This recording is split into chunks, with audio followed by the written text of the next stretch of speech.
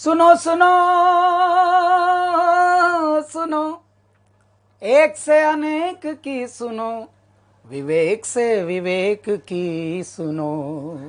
कैलाश भाई, इतना सुंदर आपने गाना बनाया है। पब्लिक को बता दूं, गाना आने वाला है और आज मैं एक्शन में नहीं हूँ, आज मैं थोड़ा कैजुअल हूँ। ये जो आपने इतना सुंदर गाना बनाया है, एक से एक की सुनो, इसमें आपने इंटेलिजेंस को दिखाया है, बुद्धि को, विवेक से विवेक की सुनो, मतलब आपने इंटेलिजेंस की बात, यहाँ इंटेलिजेंस को। बॉलीवुड में कोई पैसे छोड़ता नहीं है और आपने क्या इंस्पिरेशन था ये, आपने अपने दिल से बिना पैसा लिए इतना सुंदर गाना समर्पित किया है। भैया मैं ज़िंदगी नहीं जीता हूँ, मैं ज़िद जीता हूँ, मैं जुनून जीता हूँ, मेरी ज़िंदगी नहीं है। और जो इस प्रकार के होते हैं उनको वो रचते हैं अलग से, उनकी रचनाकार ही कुछ करते हैं। मैं ढूंढता हूँ कोई मेरे जैसा जुनूनी और मिले, क्योंकि परमात्मा ने तो नाना प्रकार के हीरे, नाना प्रकार के रत्न जड़ित करके इस पृथ्वी को भेज दिया और उसके बाद पृथ्वी से एक के बाद एक नायाब हीरे, जवाहरात और कोहिनूर निकल रहे हैं। मैंने आपका परिचय, मेरे ब्रदर ने आपका परिचय बताया था। मैंने एक मनुष्य देखा जिसके अंदर बिजनेस और अध्यात्म एक साथ है। क्यों? क्योंकि ये दुनिया दिमाग वाले चलाते हैं, लेकिन दिल वालों को कुछ समझते नहीं। दिल बेच बेच के, ज़मीर बेच बेच के ज़मीन खरीद रहे हैं लोग। लेकिन ये पहला मनुष्य कौन है जागा हुआ है और जगा रहा है। तब मेरे मन में आया, नहीं, इनसे मिलना है और ये कोई मेरा अंशी है। जब मुझे अपना भाई दिख गया कि एक और शिवत्व, एक और जुनून, एक और जिद यहाँ पे है, एक और हट है जिसका नाम है विवेक, चलो यार इसके लिए कुछ बात की जाए। अब जब बात की जाए तो हम बतूनी तो है नहीं, और ना हम, जैसा आपने बताया कि हम बॉलीवुड और ये, मैं तो ये बॉलीवुड नाम ही, शब्द ही ये नकली मानता हूँ। पता नहीं किसकी क्रिएशन है, कॉपी है ये कोई शब्द नहीं है, इसका कोई अर्थ भी नहीं है। लेकिन हाँ, इस फिल्मी दुनिया में इल्मी काम करने वाले कम हैं और ऐसे में यहाँ हमको बिठा रखा है महासागर के तट पर बाबा ने। कोई कारण होगा इसका भी। जैसे ही मुझे आपका, मैं ढूंढता रहता हूँ, मैं बहुत बड़ा ढूंढू हूँ और तलाशता हूँ। उम्र एक चीख की नियाद है, तुम भी चीखो, इतनी मुद्दत से कि शिद्दत तलक याद रहे। उम्र तो सबको मिलती है, ज़िंदगी सबको मिलती है, लेकिन कुछ उसमें ऐसे कारगर काम करने हैं जो मतलब लोगों को भी इंस्पायर करें।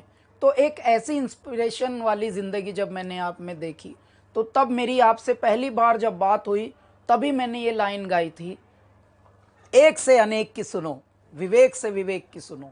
तो आप अवाक हो गए थे। जैसे ही आप अवाक हो गए तो मुझे पता लग गया ये मेरा भाई है, वरना ज़्यादा एक्साइट होके बिखर जाता। और जो ज़्यादा वक्ता जो अच्छे होते हैं वो वही होते हैं जो सुनकार अच्छे होते हैं। आप में मैंने ये एक बहुत बड़ी क्वालिटी देखी, गुणवत्ता देखी, आप सुनते बहुत प्यारा हैं भैया। जो अच्छा सुनते हैं वही गुनते हैं, और जो गुनते हैं वही फिर गुनाते हैं, वही फिर आगे। बहुत प्रेम है हमारा, कई बार बातचीत होती है और बहुत अच्छा लगता है। और मैं क्या, आप जब बोलते हैं ना तो मैं नहीं, मतलब पूरा मुझे लगता है भारतवर्ष इसको ध्यान से सुन रहा होगा आज। हाँ, अब मैं आपसे एक मेरे मन का प्रश्न पूछता हूँ। कहीं ना कहीं यात्रा तो आपकी भी, हम लोगों की दोनों एक जैसी सी ही रही, लेकिन ये कहाँ से आती है इतनी विनम्रता? और दिल्ली जैसे शहर में भैया, जहाँ पर चवन्नी भी रुपये का नशा लिए घूम रही है, दिल्ली की तो बात ही अलग है। मतलब दिल्ली एक ऐसा शहर है, क्योंकि मैं दिल्ली का ही हूँ, हम दोनों दिल्ली है के हैं। वहाँ तो ऐसा है कि अगर अचानक ये कोई पूछ ले कि भाई मुझे तो जहाज लेना, अरे मिल जाएगा ना यार, दिला देंगे 1 मिनट में। वहाँ ऐसा, मतलब हर चीज़ के लिए कोई ना नहीं है वहाँ। तो जुगाड़ नगरी है दिल्ली। लेकिन ऐसी नगरी में भी आप इतने विनम्र और इतने शालीन कैसे बचे रहे भैया? 5-5 गिनीज बुक रिकॉर्ड आपके हाथ लगे हैं, और उसके बाद आप ऐसे दड़ूकते हैं जैसे कोई शेर दड़ूक रहा है अपनी मान से निकलकर। और मुर्दों में भी प्राण फूंकने की शक्ति आप रखते हो। जब आप बोलते हो तो धारा प्रवाह बोलते हो, जब आप बोलते हो तो अटक, बेअटक, बेपलक ऐसे बोलते हो, और न जाने कितनों की अटकों को, भटकों को आप ऐसे झटके से उबार देते हो। आपका नाम मैंने उबारू भी रखा है भैया। और ऐसे बहुत सारे वाणिज्यकर्ता हैं, उद्यमी हैं, ऐसे बहुत सारे बिजनेसमैन हैं जो लघु स्तर पर अपने काम करते थे, लेकिन आपने उनको अंग्रेजी में, जिसको हम एंटरप्रेन्योर बोलते हैं, कईयों से तो ये इंग्लिश स्पेलिंग ही नहीं लिखी, हमसे खुद नहीं लिखी जाएगी। मैं लिखूंगा यार ये स्पेलिंग, तो पूछूंगा, पूछ के यार बताना जरा एंटरप्रेन्योर की स्पेलिंग क्योंकि हम अंग्रेजी में उतने अंदर घुसना नहीं चाहते। मतलब हम अगर चाहें तो पार कर लें नैया, लेकिन हम हिंदी और संस्कृत में डूब रहे हैं पूरी तरह और उसका आनंद ले रहे हैं भैया। लेकिन आप ये कैसे संकल्प कर पाते हैं इतना भलेपन का? मैं पहले तो ये कहूँगा कैलाश भाई कि आपसे बहुत सीखना है, so much to learn from you. आप एक साधारण व्यक्ति को कैसे असाधारण बना देते हैं। मुझे लगता है आपके आसपास जो रहेगा वो इंस्पायर्ड और मोटिवेटेड रहेगा, क्योंकि आप इतना एनर्जी भर देते हैं। और एक सपना हम लेके चले, एक सपना है जिसको पूरा करना है, और उस सपने में एक चीज़ पे हमने फोकस किया है कि जिस आम आदमी के लिए हम काम कर रहे हैं, उस आम आदमी को अगर एनेबल कर दे। भारत में बहुत शक्ति है, भारतीयों में बहुत शक्ति है, मेरे भाई असीमित शक्ति है, और उस शक्ति में आज फैसिलिटी की कमी है। जब अंग्रेज हमको छोड़ के गए तो हमारी जो जीडीपी थी, वर्ल्ड का कंट्रीब्यूशन उस समय 24% थी। अंग्रेजों के आने से पहले, उनके जाने के बाद 2.5% रह गई, यानी कि 1/10 करके चले गए में वो जी।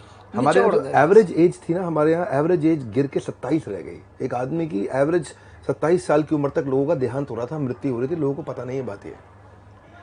हम दुनिया की इकोनॉमी में बहुत बड़े कंट्रीब्यूटर्स थे जो समाप्त हो गए। अगर हमने पहले किया तो आज नहीं कर सकते क्या? वाह क्या बात भैया। तू जो चाह ले, अगर कदमों में तेरे हो शिखर, तू खुद पर यकीन कर। तू खुद पर यकीन कर। तो आप तो यकीन जगा रहे हैं सबका, बस खोया हुआ एक यकीन भी जगा रहे हैं, और साथ में उस यकीन का एक आधार दे रहे हैं उनको, उस ज्ञान का भी, बस कि वो कैसे स्टेप बाय स्टेप कर सके। मेरा भाई, हमने एक ना मॉडल बिल्ड किया, IBC, इंडिपेंडेंट बिजनेस कंसल्टेंट। लोगों को जोड़ते हैं अपने साथ में। किसी को कोई भी स्टार्टअप अगर शुरू करना है, तो मैं आज एक बात सबको मैसेज देता हूँ कि स्टार्टअप शुरू करने से पहले एक बार वो IBC की जानकारी ले और बने थोड़े दिन। उसको हम इतना तराश देते हैं, इतना पीट देते हैं, इतना समझा देते हैं, इतना डांट भी देते हैं जब वो IBC बन जाता है हमारे साथ, इतना ट्रेन कर देते हैं, इतना कभी कभार छील भी देते हैं उसको, और इतना उससे लगा देते हैं कि वो 1 साल के अंदर किसी भी स्टार्टअप को तैयार करने के लिए खड़ा हो जाता है। जरूरी भी है। जिस मिशन को आप लेकर चले हैं, मैंने ये देखा है भैया, जो पहली मैंने एक लाइन दी थी ना कि मुर्दों में भी प्राण फूंक देते हो आप, अब मैं आपके लिए ये गाना गाता हूँ।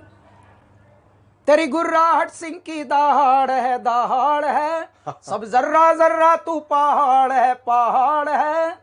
तारों को चमक लैन दे, तेज धारों को बहक लैन दे, आज फटे चक लैन दे हो, चक लैन दे, सूरज को तक लैन दे हो, तक लैन दे। है नहीं तीर तलवार, नहीं गोली, नहीं गोली, तू खुद है तेरी फौज, तू ही टोली, तू ही टोली। तो आप खुद में एक फौज हो, खुद में एक टोली हो, और इस तरह की जो जिंदगियां होती हैं वो परमात्मा भेजते हैं किन्हीं कारणों से।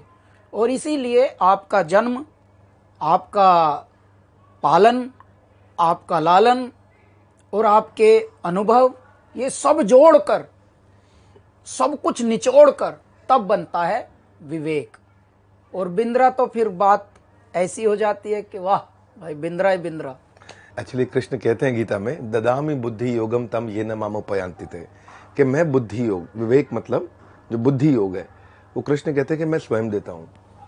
अगर पहले आचार्य चाणक्य हुए, चंद्रगुप्त मौर्य हुए, पहले अगर कृष्ण भी हुए, श्री राम भी हुए, और अखंड भारत भी हुआ है, तो वो तभी हुआ जब उस प्रकार की इंटेलिजेंस थी। तो हमने पहली बार एक कुछ नहीं, इतना सा प्रयास किया है कि हमने भगवद गीता से भी सिखाया कि बिजनेस कैसे किया जा सकता है। वही मैं बोल रहा हूँ, ये यूनिक एलिमेंट भैया आपका पृथ्वी पर, ये मैं कोई ब्रह्मांड में बोल रहा हूँ, ये सिर्फ भारत की बात नहीं है, कि मैं पहली बार किसी मनुष्य को देख रहा हूं जो जगा है और जगा रहा है, और वो भी उस क्षेत्र में जो क्षेत्र कहीं विषय वो था ही नहीं।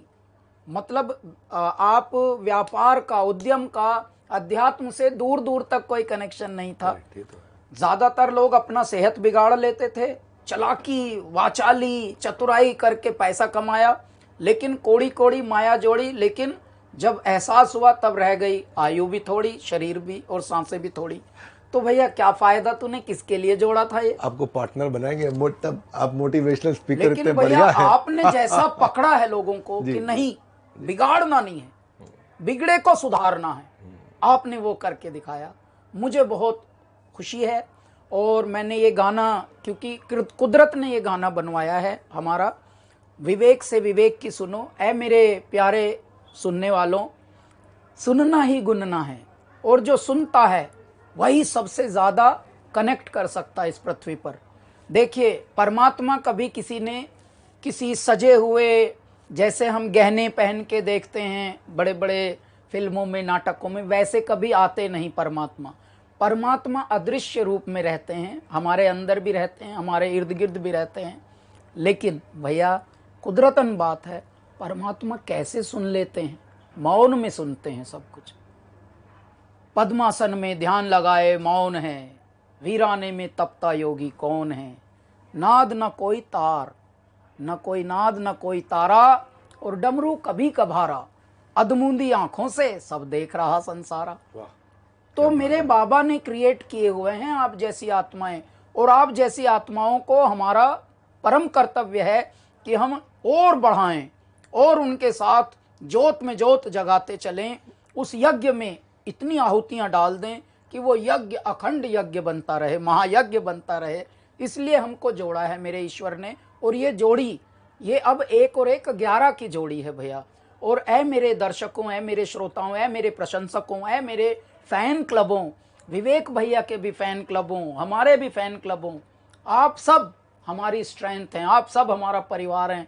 और ये देखिए, ये गाना जब आएगा तो आप सबको आपके अंदर की भावना पता लगेगी कि हाँ, क्रोध हो तो हंसना, ईर्ष्या हो तो तपना, और दूसरों की खामियों से बहुत खुद बहुत सीखना। तो ये चिंता में चिंतन का, मना में मनन का जो मज़ा है, जब कोई मना कर दे तो उससे बुरा ना मानना कभी, मना में और थोड़ा ध्यान करना कि हाँ यार, अभी हम इस लायक हैं नहीं। अभी जब हमको माइक लगाया जा रहा था, मैंने बताया कि हमको माइक ही कभी नहीं मिला कभी हिम्मत भी नहीं हुई कि माइक मांग भर लें कभी, अगर छोटे मोटे स्टेज पे गए। तो मना में मनन का, चिंता में चिंतन का, तो ये सब आएगा विचार। और मैं बहुत खुश हूँ भैया, ईश्वर ने हमें इस योग में, इस प्रयोग में, इस संयोग में, इस युग में जोड़ दिया है। और ये बहुत बड़ा एक, इसका मैं बता रहा हूँ भैया, निमित्त है, और समझ भी आ सकता है। मैं तो एक बात कहना चाहता हूँ आप सबसे कि जब भी हम कोई वाणी सुनते हैं ना, उस वाणी के पीछे संस्कार होता है। और वो संस्कार कैसे हैं? ये जो गाना है, ये इसमें जो सेल्फलेसनेस है, ये लोभ के चलते नहीं बनाया गया है, लालच के चलते नहीं बनाया गया है। ये आपने लोगों को विवेक देने का प्रयास किया है। मैं रिक्वेस्ट करूंगा कि इस गाने को सब लोग सुनिएगा, आने वाला है गाना, बहुत अच्छा है। और इसमें जो सेल्फलेसनेस है वो इम्पैक्ट करती है, क्योंकि जब जेब से निकली बात हो तो जेब तक जाती है, जब वाणी से निकली बात हो तो कान तक जाती है, दिमाग से निकली बात हो तो दिमाग तक जाती है, पर जब दिल से निकली बात हो तो हृदय परिवर्तित कर देती है। आइएगा, सुनिएगा ज़रूर कैलाश जी के साथ। और कैलाश जी के सामने बोलने की तो क्षमता नहीं है, वो इतना प्यारा बोलते, इतना मीठा बोलते हैं। आपने आज इतना उत्साह बढ़ाया, जो आपने इतना गुणगान किया, अगर उसमें से इतना सा आ जाए तो मेरा काम हो जाएगा, मेरा जीवन संपूर्ण हो जाएगा। अगर इतना ज़्यादा नहीं, पर thank you very much. Only effort is, and I really want to appreciate you, कि जो हमारा एफर्ट है वो यही है कि लोगों तक हम पॉजिटिविटी को फैला सकें, उनके अंदर क्रांति ला सकें। छोटा सा message, stay hungry, stay foolish. Steve jobs ने बात कही थी, कई लोगों ने किताब भी लिख दी, भूख होनी चाहिए, स्टे हंग्री। तभी व्यक्ति जब भूख होगी तो सीखेगा। स्टे फुलिश, अपने आप को बहुत बुद्धिमान ना माने, विनम्र बने, अच्छे से बने, तभी वो विवेक प्रवेश करेगा। Stay hungry and stay foolish. इतनी दूर आया हूँ यहाँ रहने के लिए नहीं, और आगे जाने के लिए। आप लोगों के साथ मिलकर और आगे जाएंगे। धन्यवाद कैलाश भाई, आपने इतना उत्साह बढ़ाया आज हमारे चैनल पे आके लोगों का, और लोग वेट करेंगे आपके सुंदर से गाने का जो आएगा।